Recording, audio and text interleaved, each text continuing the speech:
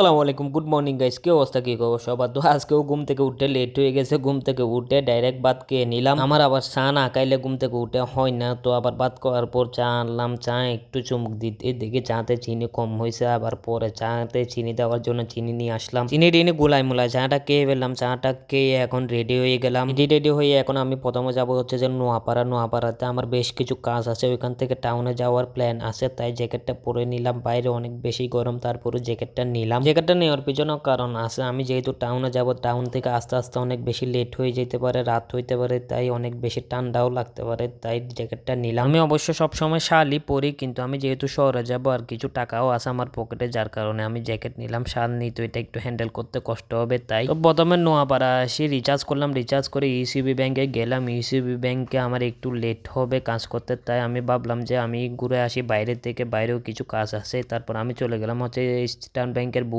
থেকে টাকা তুলে আমি চলে গেলাম হচ্ছে যে বারোদশ্বরী মার্কেটে আমার দাদুর দোকানে গিয়ে দাদুর সাথে দেখা সাক্ষাৎ করে আবার চলে গেলাম হচ্ছে যে ইউসিবি ব্যাংকে। ইউসিবি ব্যাংক থেকে আমার কাজ সারে আমি ডাইরেক্ট চলে যাইতাম হচ্ছে যে টাউনে। তার মধ্যে জিতু মেসেজ দিল যে একটু নোয়াপাড়া কলেজে গিয়ে একটু এডমিট কার্ড কত টাকা আসবে এটা চেক করার জন্য। তো জিতু যেহেতু বলছে তো ওর কাজ না করেই পারবো না, ওখানে যাইতে হবে। নোয়াপাড়া থেকে নোয়াপাড়া কলেজ যাইতে 10 টাকা গাড়ি ভাড়া লাগবে। তো আমার মতো গরিবের কাছে 10 টাকাটা অনেক, তাই আমি ভাবলাম যে হেঁটেই যাই। নোয়াপাড়া কলেজে গিয়ে স্যার থেকে এডমিট কার্ডের টাকা টুকা জিজ্ঞেস করে নেতাজিতুকে জানাই দিলাম। নেতাজিতু অবশ্যই এই কাজের জন্য আমাকে অনেক বকশিস দেবেন, এন্ড আমার উপর ওনার হাত থাকবে। রাস্তার মাথা যাওয়ার জন্য গাড়িতে উঠে গেলাম। গাড়িতে উঠে মনে হয় অনেক বড় ভুল করছি। এই ড্রাইভারটা এমন ভাবে গাড়ি চালাচ্ছে লাগতেছে যে অ্যাক্সিডেন্ট করে ফেলবে, শুধু দোয়া পড়তেছিলাম মনে মনে। আল্লাহ রহমতে চলে আসলাম হচ্ছে যে রাস্তার মাথা। প্রথমে ভাবছিলাম ড্রাইভারটা উল্টাপাল্টা কিছু খাইছে, পরে টাকা দিতে গিয়ে দেখলাম যে না, কিছু খাই নাই, ঠিকই আছে, শুধু একটু মনটা আর মাথাটা ফাঁকা ফাঁকা। রাস্তার মাথায় এসার পর বিমানে বসে গেলাম। বিমানে একটু ওয়েট করার পর বিমানটা পুরানোর পর বিমানটা চাললো। রুটটা একদম ক্লিয়ার ছিল, বিমানের গতিও ছিল আকাশচুম্বী।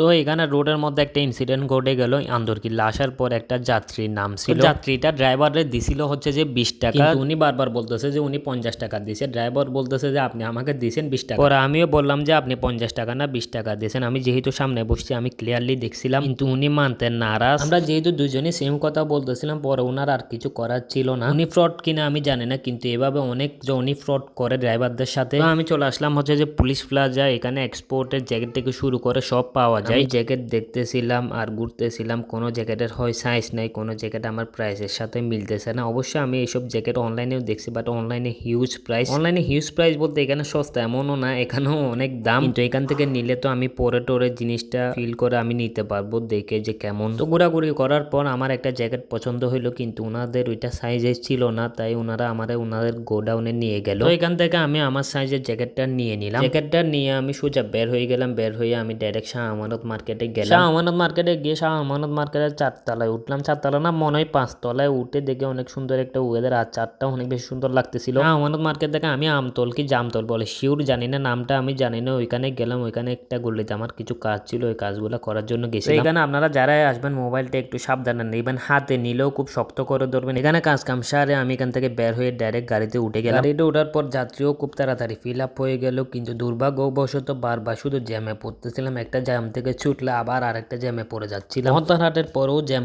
ছিল, কিন্তু জ্যাম ছুটার পর এক টান দিয়ে ডাইরেক্ট রাস্তার মাথা চলে আসলাম। রাস্তার মাথায় এসে আমার অনেক বেশি ক্ষুধা লাগছিল। তো আমার একটা অভ্যাস হচ্ছে যে আমি তো 5 স্টার রেস্টুরেন্ট ছাড়া বসি না। 5 স্টার রেস্টুরেন্টে গিয়ে লাইভ কিচেন থেকে অর্ডার দিয়ে দিলাম হচ্ছে যে potato ball plus very expensive papaya salad, তারপর মোস্ট এক্সপেন্সিভ ক্যাপুচিনো। খাবার টাবার গিলে বের হয়ে গেলাম। বের হয়ে একটা সিএনজি ধরে সিএনজিতে উঠে গেলাম। এখন বাসায় চলে যাব। তো আজকের ভিডিও এতটুকু, ইনশাল্লাহ নেক্সট ভিডিওতে দেখা হবে। আল্লাহ হাফেজ।